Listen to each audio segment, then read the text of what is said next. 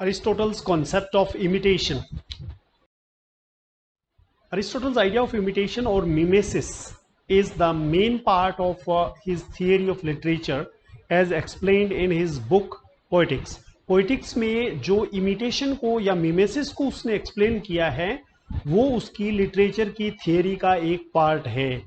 जो अरिस्टोटल ने लिखा है वो criticism की बजाय वो theory है, क्योंकि वो किसी एक पर्टिकुलर वर्क को क्रिटिसाइज करके नहीं लिखा गया है, लिटरेचर को लिखने की फॉर्मूले की थियरी है वो.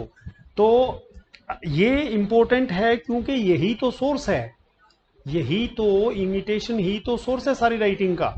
अनलाइक प्लेटो जिसने इमिटेशन को लाइक नहीं किया, who thought imitation was just a false copy of reality. Plato का विश्वास था कि इमिटेशन जो है वो फॉल्स कॉपी है रियलिटी की. Aristotle saw it as a creative and thoughtful process.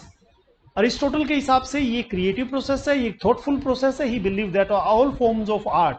अब इनका जिक्र पोइटिक्स के पहले ही पेज पर अरिस्टोटल करता है. Epic poetry, tragedy, comedy, music, dance are based on imitation. Epic poetry, tragedy, comedy ये तीनों तो लिटरेचर की फॉर्म है. म्यूजिक और डांस दो ये सब इमिटेशन की फॉर्म्स हैं. But this imitation is not just simple कॉपिंग, it is meaningful way of showing life, human action and experiences. Human action, human experiences उनको एक्सप्रेस करने का एक तरीका है. ये सिर्फ इमिटेशन मात्र नहीं है. According to Aristotle, imitation is natural to human beings and is how we learn, especially in childhood. Imitation से ही हम बचपन में बहुत कुछ सीखते हैं, ये अच्छी चीज है. He said imitation is natural to man from childhood. People enjoy seeing imitation even of unpleasant things because they help us understand and learn.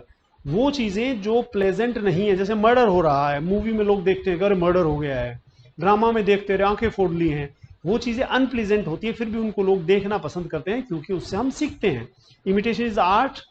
In art is both enjoyable and educational. Art के अंदर imitation तो enjoyable भी है, educational भी है. Artist do not just show things as they are but also show how they could be और should B.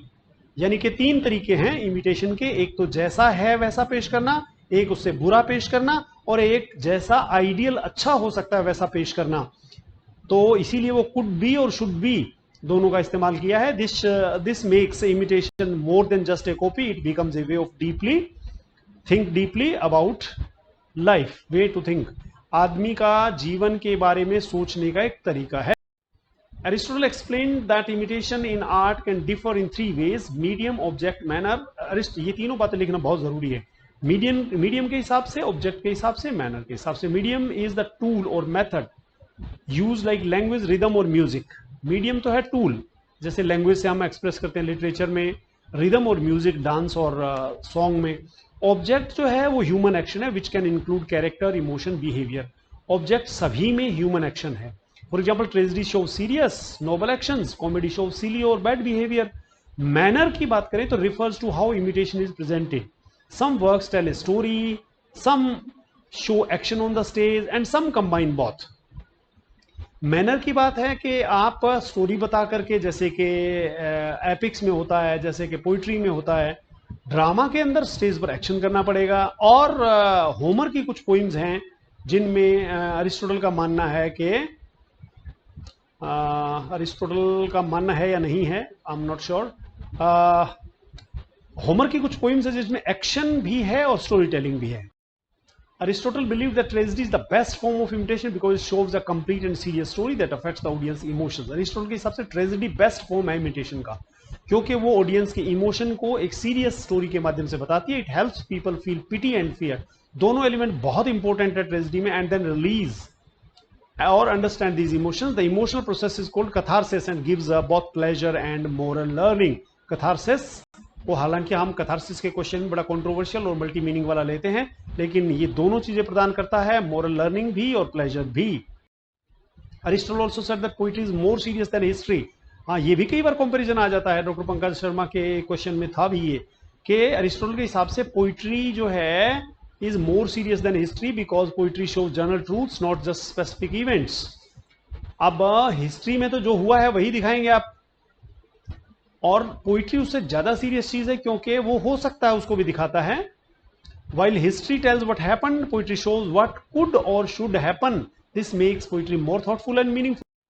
In short, Aristotle changed the idea of imitation from just coping to a creative and thoughtful activity.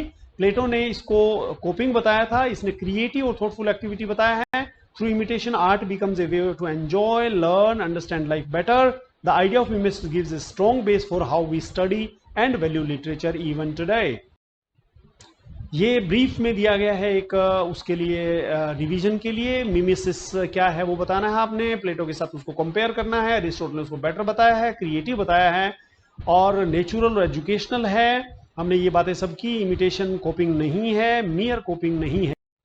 तो 3 mediums हैं, 3 modes हैं, medium, object और manner. Object तो human action सब में है ही.